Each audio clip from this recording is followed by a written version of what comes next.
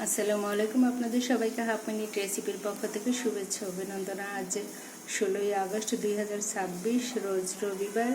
আমি আমার ময়নাদের জন্য সকালের নাস্তা বানিয়েছি, ডালের বড়ি বানিয়েছি। কারণ হচ্ছে আমার আব্বুরা এখন খাবে, আবার স্কুলে টিফিনে নিয়ে যাবে। ডালের বড়ি কীভাবে তৈরি করেছি, ডালটা সুন্দর করে রাতে ভিজিয়ে রেখেছিলাম। সকালে ঘুম থেকে উঠে সুন্দর করে ধুয়ে তার ভিতর পেঁয়াজ, রসুন, আদা সুন্দর করে দিয়ে ডাল দিয়ে ব্লেন্ড করে নিয়েছি। এরপরে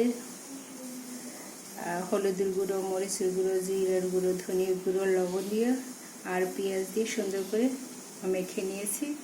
মেখে 2-3 মিনিট আমি রেখে দিয়েছি রেস্টে। তারপরে তেল দিয়ে এরকমের শেপে দিয়ে দিলাম গরম তেলের ভিতরে।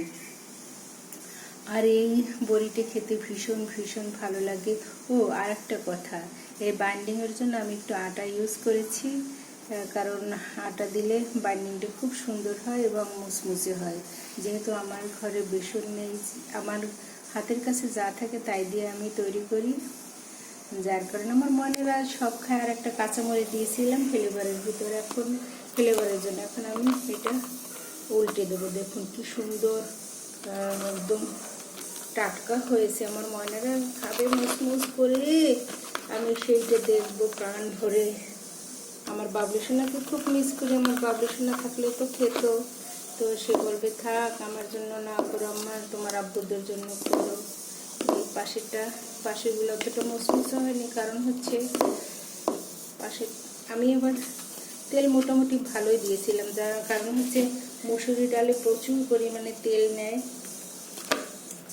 আলহামদুলিল্লাহ খুব সুন্দর হয়েছে। আমার এই পাতিলটা অনেক বড় হওয়াতে আমি একবারই সব ভেজে নিয়েছি, কারণ হচ্ছে আবার এখন আমার আব্বুদের বাড়িতে যেতে হবে।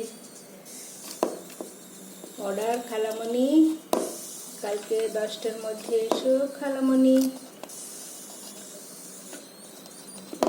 খালামণিকে বলছে জাহাপনা যেতে হবে, আমার ময়না বলেছে।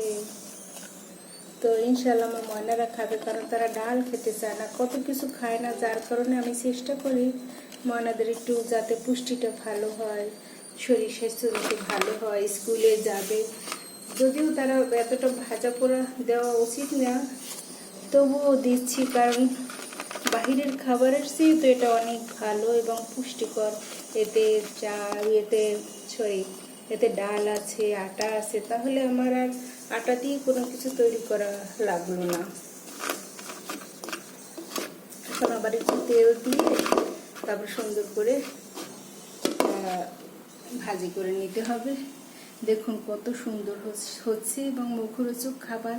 যেহেতু আমার ময়নারা ডাল খায় না, সেই জন্য আমি চেষ্টা করি যে ডালটা কীভাবে আমার ময়নাদের খাওয়ানো যায়। আমার ময়নারা আমার হাতের রান্না ভীষণ পছন্দ করে। আমার বাবলু সোনা তো আমার হাতের রান্না ছাড়া খেতেই পারে না। সে বর্তমানে বাড়িতে গেছেন, বাবা মায়ের কাছে গেছেন, ওখানে আবার মসজিদ নির্মাণের কাজ চলে। আমার বাবলু সোনা না হলে আবার সেখানে কোনো কাজই হয় না। আরও বিভিন্ন ব্যানারে আমার বাবলু সোনা কাজ করতেছে, বাবা মায়ের ফাউন্ডেশন দেখাশোনা করতেছেন। আমার বাবলু সোনা সে অনেক পরিশ্রম করে। তো আসলে ইনশাল্লাহ আমার বাবলু সোনা, আল্লাহ যদি চায়, আমার বাবলু সোনা খেতে পারবে। তো আমার আব্বু সোনারা ভীষণ ভীষণ পছন্দ করে এবং মুচমুচ করে খাবে। অবশ্য তারা টিফিনে নিয়ে যাবে, কিছু সকালে খাবে, আবার এসে খাবে, কারণ আমার সাধু সোনামণি খালামণির হাতের খাবারের তো খুবই প্রশংসা। খালামণির খাবার যা ভালো হোক মন্দ হোক সে খায়। এটা আমার, এই জন্য আমার আব্বু সোনাকে অসংখ্য ধন্যবাদ। আর এটা আমি তৈরি করেছি আমার আব্বুদের জন্য স্পেশাল। আমি রাতে ভাবলাম আমার আব্বু তো আমাকে যেতে বলেছে, আমি সকালবেলা কি নিয়ে যাব। তো তারপরে মিমি রাত্রে ডাল ভিজিয়ে রাখলো, সুন্দর করে আমি ব্লেন্ড করে নিয়েছি। যেহেতু আমি বাটতে পারি না, আর ব্লেন্ড করলে অতটা স্টিকি ভাব হয় না, যার কারণে আমি একটু আটা নিয়েছি 2-3 চামচ, ছোটো চামচের, যার কারণে এটা সুন্দর টাটকা হয়েছে। আমার আর আলাদা করে আবার রান্না করে রুটি বা কোনো কিছু আটা দিয়ে করা লাগলো না। আমি এক খাবারই অনেকগুলো উপকরণ দিয়েছি যাতে তারা পুষ্টিটা ভালো পায়। এভাবে আমি আসলে মাঝে মাঝে নিজ উদ্যোগে আমার ময়নাদের জন্য রান্না করি। আমার ময়নারা আমার হাতের খাবার এত ভীষণ পছন্দ করে, আমি তো খুবই খুবই আনন্দিত, উদ্বেলিত। তারা খাবে, আমি দেখব, প্রাণ ভরে দেখবো আমার ময়নারা খাবে। তো এইভাবে আপনাদের বাচ্চারা যদি না খেতে চায় তাহলে আপনারা এইভাবে মুখরোচক খাবার তৈরি করে দিতে পারেন। আর যেহেতু এটা ভাজা পোড়া, যার কারণে বাচ্চাদের দিকে একটু খেয়াল রাখবেন, একটু পানি খাওয়াবেন, জুস এগুলো খাওয়াতে পারেন, কারণ বাচ্চাদের শরীরে আবার পানি শূন্যতা দেখা দিতে পারে।